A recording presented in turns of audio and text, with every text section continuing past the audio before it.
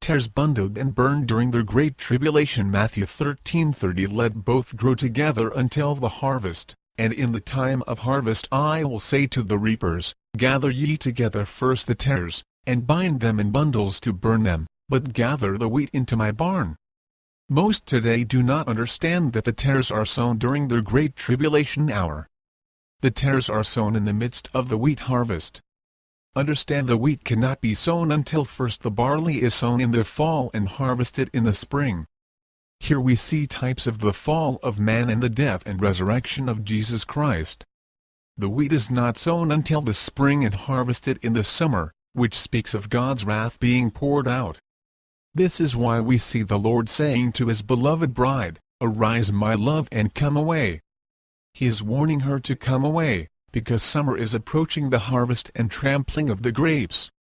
Notice the Lord is not saying this to the daughters of Jerusalem, the church. He's saying this to his beloved bride, that loves him with all her heart, mind, soul and body. The bride is not lukewarm, she's on fire and burns with holy fear for her Lord. She is a bright and shining light. She is not sleeping as the wise virgins, she's fully awake and making herself ready.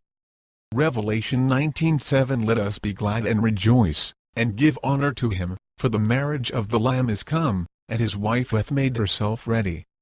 The bride of Christ will be translated, or caught up to the throne of God in the first watch during the time before the barley is harvested.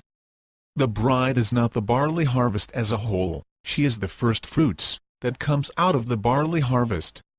After the bride first fruits is caught up to the throne of God, Revelation 12:5, the church will be left behind, to prepare for her flight between the second watch and the third watch of the night.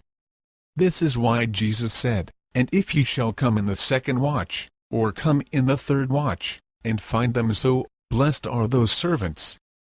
Luke 12:38. The church will be caught up right at midnight. They will arise and trim their lamps, and refill with fresh oil.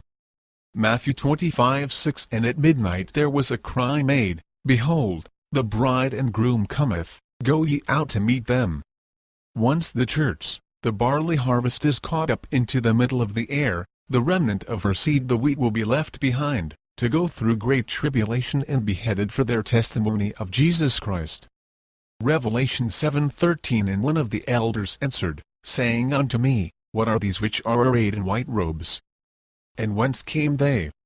Revelation 7:14. And I said unto him, Sir, thou knowest.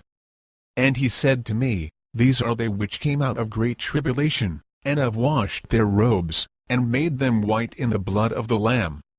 It's during this time that the tares are sown among the wheat.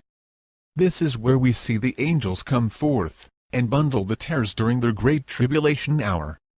It's going to get so bad on earth that God will have to send forth his holy angels to reap the harvest of the wheat and gather into the Lord's barn.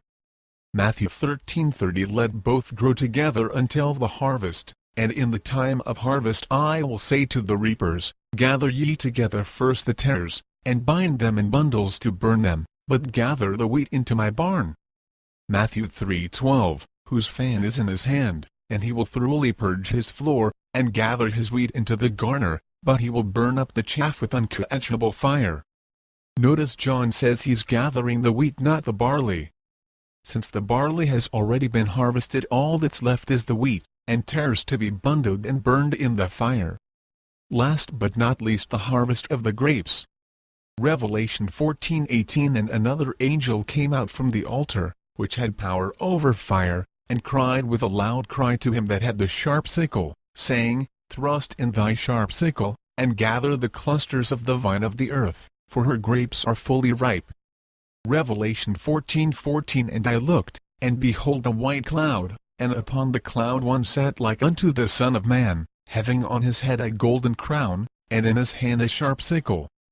Revelation 14:15. And another angel came out of the temple, crying with a loud voice to him that sat on the cloud, Thrust in thy sickle, and reap, for the time is come for thee to reap, for the harvest of the earth is ripe. Revelation 14:16. And he that sat on the cloud thrust in a sickle on the earth, and the earth was reaped. Revelation 14:17 And another angel came out of the temple which is in heaven, he also having a sharp sickle. Revelation 14:18 And another angel came out from the altar, which had power over fire, and cried with a loud cry to him that had the sharp sickle, saying, Thrust in thy sharp sickle, and gather the clusters of the vine of the earth, for her grapes are fully ripe. Revelation 14:19 And the angel thrust in a sickle into the earth, and gathered the vine of the earth, and cast it into the great winepress of the wrath of God.